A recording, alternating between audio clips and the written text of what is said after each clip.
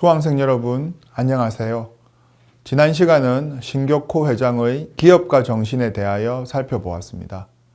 이번 시간은 신격호 회장의 기업가 정신 발현 사례에 대하여 살펴보도록 하겠습니다.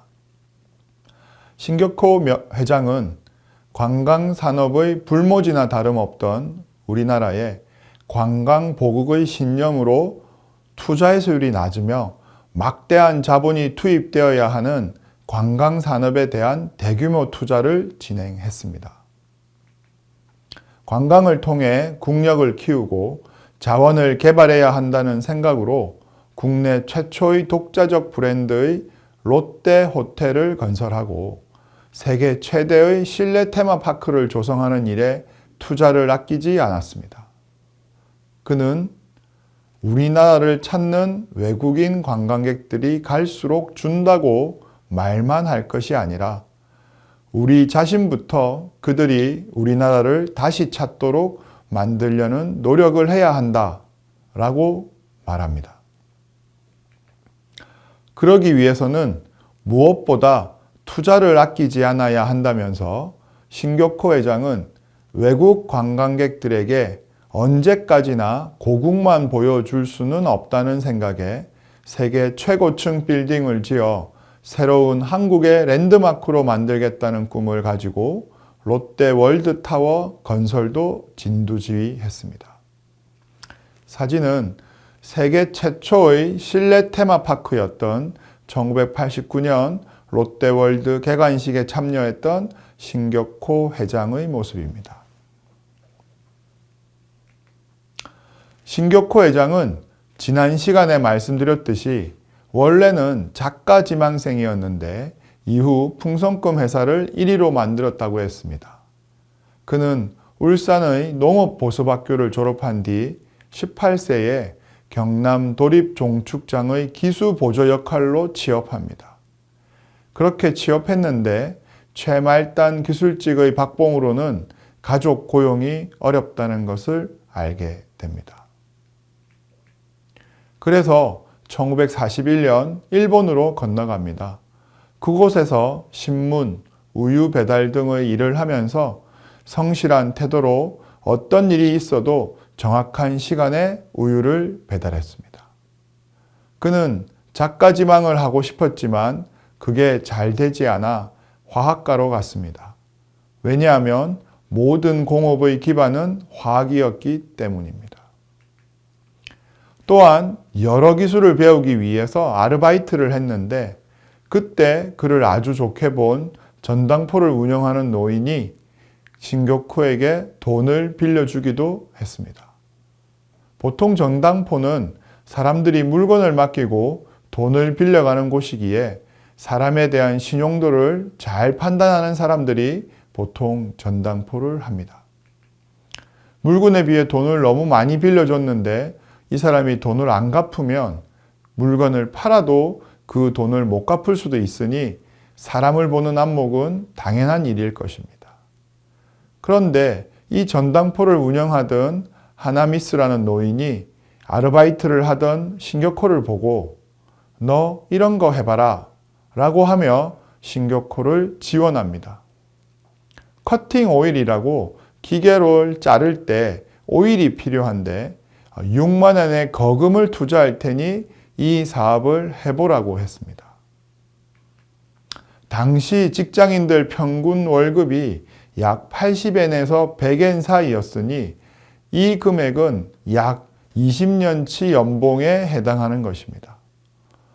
이처럼 그는 평소에 성실성을 좋게 평가받아 엄청나게 많은 돈을 투자받게 됩니다. 그런데 1945년도까지는 2차 세계대전 중이었기 때문에 미군의 공습으로 첫 번째 공장이 불타게 됩니다. 그는 그러한 상황에서도 광복이 되자 귀국을 안 하고 다시 일본에서 새로운 사업을 할 결심을 합니다. 그래서 히카리 특수화학연구소를 설립합니다. 그리고 커팅 오일을 이용해서 화장품을 제조해 많은 돈을 벌었습니다. 그래서 그동안 쌓였던 빚도 갚고 처음에 사업을 제안하고 최초로 돈을 빌려주셨던 하나미스에게 돈도 갚았습니다.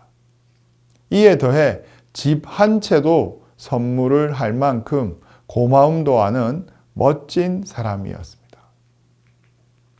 그 후 공장에 놀러온 친구가 요즘 추인껌이 맛있다고 권해서 하나 먹어봤더니 마음에 들어서 그때부터 껌 시험 생산에 돌입합니다. 이렇게 롯데가 껌 하나를 처음으로 생산할 때 신격호 회장의 기지가 대단했습니다. 당시에는 원료 통제라는 것이 없었기 때문에 대부분 비행기의 바람막이 유리를 녹여서 얻은 초산 비닐 수지와 송진 등을 섞어서 만드는데 약간의 향료를 넣고 나무판에 흘려 칼로 잘라내어서 납작한 껌을 만들었습니다. 그러니 적은 자본으로도 할 수 있고 또 초산 비닐 수지는 통제품이 아니니 원료를 구하기도 쉬웠습니다. 그런데 완벽주의자였던 신격호는 화공과를 졸업하여 스스로 껌을 제조할 수도 있었지만 약제사까지 들여서 껌을 만들었습니다. 그러니 자연스레 품질이 좋았습니다. 품질이 좋으니 사람들이 줄을 서서 가져갈 정도가 됐습니다. 껌이 부족해서 사람들이 몰려드는 것이었습니다. 없어서 못 팔던 시대에 껌을 잘 만드니 자위대 군부대에도 납품하기 시작했습니다. 품질도 좋았기 때문에 그대로 판매해도 되었지만 그는 여기서 더 한 발짝 나아가서 포장에 관심도 없었던 시절임에도 불구하고 포장지인 껌종이까지 세심하게 정성을 기울였습니다. 이렇게 더욱더 뛰어나게 되어 껌에 있어서 품질, 완벽함, 꼼꼼함이 만들어진 것입니다. 그 다음 신문, 잡지, 라디오 등 모든 매체를 총동원해 껌을 홍보했습니다. 그래서 결국 일본 내 최고였던 하리스사를 제치고 시장 점유율 1위를 차지하게 됩니다. 이러한 모습은 나중에 초콜릿 사업할 때도 마찬가지였습니다.